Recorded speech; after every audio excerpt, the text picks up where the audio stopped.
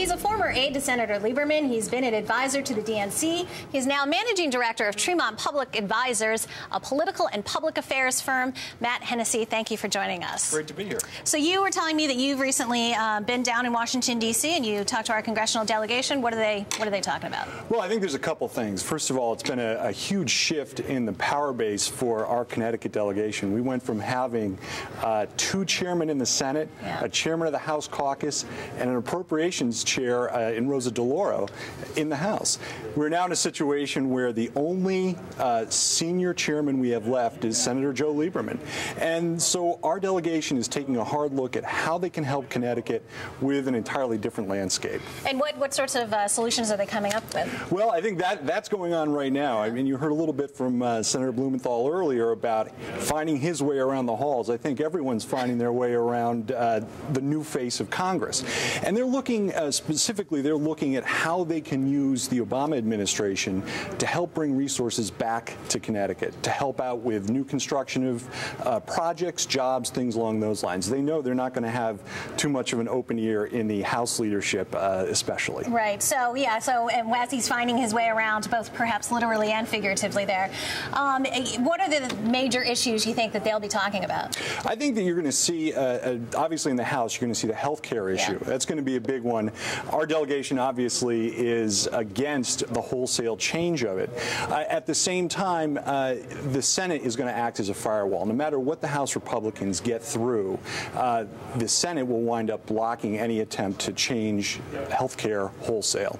So I think that's going to be a big issue out of the box. On the Senate side, you're going to see a bunch of national security issues and some talk about how we're going to cut this budget deficit. You're going to see issues about, are there military systems, weapon systems that need to be cut? So that's going to be of importance to folks here in Connecticut. Yeah, I mean, obviously. That's not good news for us. No, it's not good news, but once again, at least we do have a senior senator who's a chairman right now who has the ability to, call in some favors to protect those assets. And also Senator Blumenthal, even though he's very junior, is going to be part of that team. Right. I mean, and he has had a voice somewhat down there. Yes, but obviously everything's always a little different when you get down to Washington. It's a different political landscape, and seniority has a lot to do with what happens. Absolutely. And what about on the statewide level? What are you keeping track of?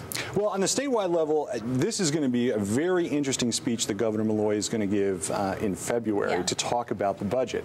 Think about it.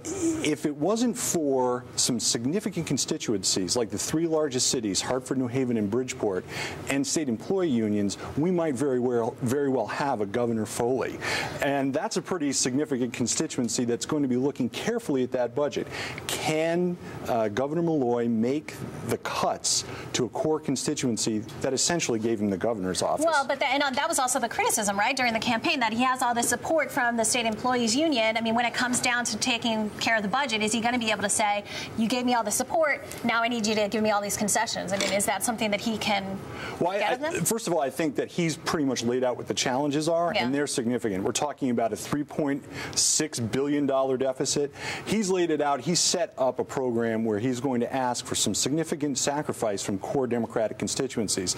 The question is, how do you thread the needle so that you don't harm the very people who put you in office? Do you think he's going to be able to do that? It's going to be a tall order, but he, as a former mayor, I think he's used to dealing with a lot of rough and tumble, hands-on issues. He's going to be able to deal with it, I hope. You know, I'm interested in hearing what you thought about his handling of this storm. You know, I mean, that happened in the first couple days of his governorship, and do you think that he handled it appropriately? Absolutely. I think, once again, you see the transition from a mayor to a governor, but he still has that hands-on approach of a mayor. Because mayors are used to going out into their communities and being asked a question about every facet of government operations. They better know what's going on, and he showed that in this particular situation. And I think people are also making much of the fact that Nancy Wyman, the lieutenant governor, has been there by his side literally. Nancy's an invaluable asset. She knows state government inside and out. She knows where the resources are. She knows how things work, which is a fantastic asset to Governor Malloy as he takes on these new responsibilities. Everything I think most people are bracing for are tax increases because, you know, Governor Malloy has been fairly forthright about that. It's going to be part of the equation. Although I know leadership certainly wants it to be, you know, secondary in the whole solution. But, I mean, I think people are bracing for for it. What do you think? What do you think is coming down the pike? This is once again the challenge we talked about. The tax increases that are going to come have to show some real progress after the end of these first year, 18 months. Mm-hmm. If we still have a massive deficit and people took on new taxes, that's going to be a significant challenge for Governor Malloy as he's thinking about his future. But that being said, if the tax package shows results, our deficit goes down, I think even folks who are moderate Republicans are going to say, well, it had to be done, and we're glad we did it. And is that something, after such a challenging debate, which it surely will be, that could get him reelected? Once again, this is a challenging time to be in government, and I think he has the skill set to get it done. But there are some huge hurdles here. And convincing folks who didn't vote for him, once again, looking at 127 towns that he didn't win, convincing those folks that what he did was responsible and in the best interests of Connecticut, that's going to be the key to this victory. So. I think it's going to be tough to do. Well, we appreciate you coming by to give us some insight into what lays ahead. My pleasure. Thanks a lot, Matt Hennesey.